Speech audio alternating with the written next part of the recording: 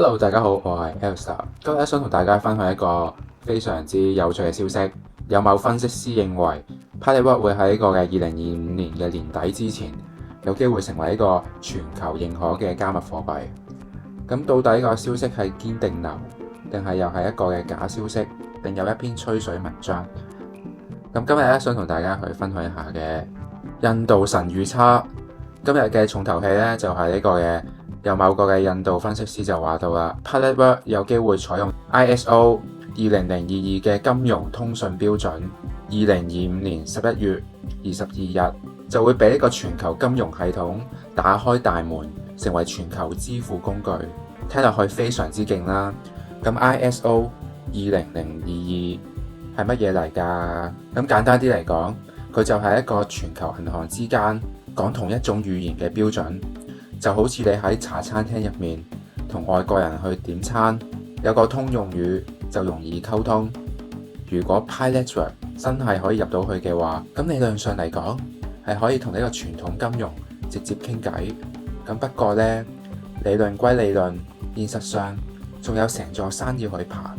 咁派幣連呢個完全開放主網都未有，仲想成為一個全球貨幣，我諗真係要慢慢去等啦。咁老實咁講，呢篇報道聽落去非常之熱血，但係目前為止，Pilot 官方暫時仲未有話要將派幣整合到呢個嘅 ISO 20022，而且全球好多嘅地方、全球好多嘅地區都係對加密貨幣仲係有保留嘅。政策上嚟講，唔係話真係俾你做全球貨幣就真係可以俾到你做嘅。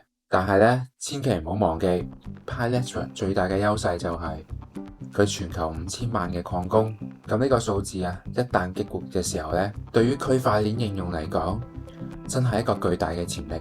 咁講真Pilot 雖然仲未上到呢個金融嘅舞台，但係咧佢而家可以話練歌排舞，準備等呢個機會上場。咁我哋就拭目以待，睇睇2025年11月22號。係咪派幣一個大展拳腳嘅日子？大家信唔信呢？唔緊要，最緊要你留言話俾我聽，你覺得 Pilot 係咪有機會成為一個全球貨幣，定還是又係另一場鋪排得好靚嘅故事？